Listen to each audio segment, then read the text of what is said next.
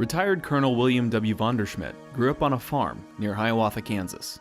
It was shortly after graduating high school that he decided to follow in his family's footsteps by joining the armed forces.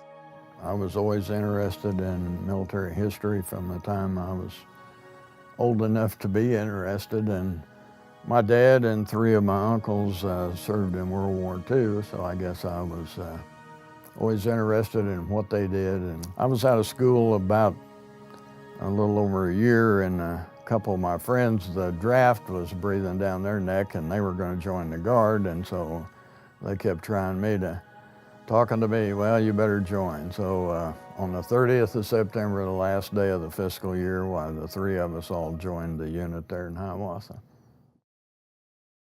Soon after enlisting, Vonderschmidt made the career decision to become an officer in the Kansas National Guard. Though, while attending officer candidate school, his unit was activated and mobilized for Vietnam. Ironically, we all heard it on the radio before anybody knew about it. Even the guy that was the battery commander, he always thought he'd be notified, before it was announced on the radio. But that didn't happen. Undeterred, Vonderschmidt pressed on and quickly gained his commission. And after completing the Field Artillery Officers course and Jungle Operations training, he too mobilized in 1969 and joined the 1st Infantry Division Artillery in Vietnam. When I first got in country and was assigned to the DIVARTY, I had to go up and report in and have an interview with the DIVARTY executive officer on what unit I might be assigned to. And of course they knew that I was a National Guardsman, so I think there was some reluctance there on what unit they were going to assign me to. And finally I got assigned to the 1st of the 5th Field Artillery, which happens to be the oldest unit that's been on consecutive active duty in the Army since March the 1st, 1776.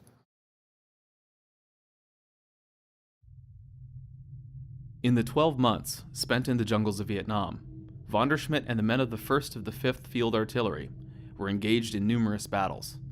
One such conflict pitted the young lieutenant and his men against a well-fortified outfit of Vietnamese regulars. We basically were just doing a reconnaissance and force mission pretty close to the Cambodian border, and suddenly we ran into a group of NVA regulars that obviously were preparing to set up for us, but they weren't quite ready yet.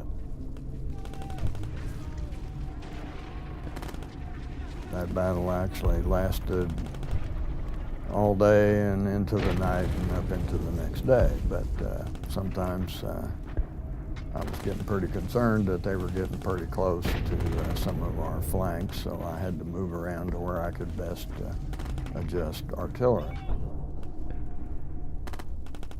Even throughout heavy direct fire, Vonderschmidt continued to maneuver back and forth, adjusting artillery fire to ensure his team's safety and the success of their mission. I'd made my mind up that I was going to be able to do everything as good as the active duty guys, and hopefully better.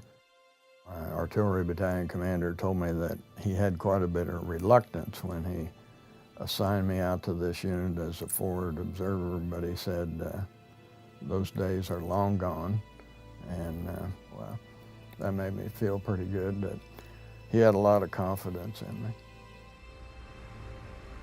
After his tour of duty, retired Colonel Vonderschmidt returned home to Kansas and the Kansas National Guard, where he continued to gain recognition and rank by serving in multiple leadership positions throughout the state. I enjoyed being a battery commander because you were very close to the troops. You saw in the field, you saw soldiers every day and talked to them. I was also a battalion commander of the 127th Field Artillery and enjoyed that. I've really enjoyed every job that I had. I can't say that I ever had an assignment that I didn't like. I had a couple that I thought I wasn't going to like, but I actually enjoyed it after I got into it. And I can contribute all the success to the people that I worked with, because if you don't have good people working for you, you're probably not going to be successful, and they're not either. So I served with a lot of good soldiers. In 2005, Colonel Vonderschmidt was appointed as Kansas's first Chief of the Joint Staff, where he oversaw the combined efforts of two service staffs. Vonderschmidt showed excellent leadership in ensuring the joint collaboration between both Army and Air National Guard, despite limited resources. One day General Bunning came into my office and said, I want you to stand up the Joint Staff and I want you to be the first Chief of Staff. So I kind of had to hit the ground running after that. But, you know, the biggest challenge here was you really didn't have the manpower to do it with. So a lot of people had two jobs. Sometimes they'd have to do some Joint Staff stuff, and then they had their daily full-time job, which took up most of their time anyway. But we worked through most of those challenges. Colonel William W. Vonderschmidt's honorable and exceptional service in the Kansas National Guard has spanned over 40 years. Even after his retirement in 2007, his work and lifestyle continue to bring credit upon our organization. Much as he proved as a young lieutenant on the front lines in Vietnam, his continued success and ability could never have been achieved without the perseverance to face any obstacle. I can remember when I joined and I got my first ID card, and it was for 6 years. And so when you're 18 years old, 6 years is a long time. You know, it's almost half of your lifetime. Starting out as a private and retiring as a colonel and spending over 40 years, to me, was an achievement that not everybody can say they did.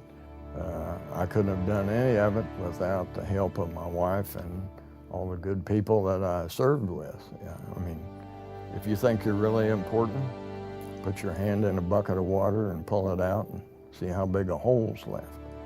And that's kind of how I looked at life, you know.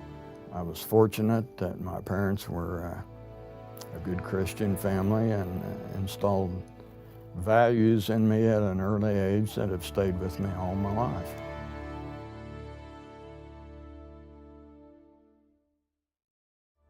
Ladies and gentlemen, would you please welcome our next inductee into the Kansas National Guard Hall of Fame, Retired Colonel William W. Vonderschmidt.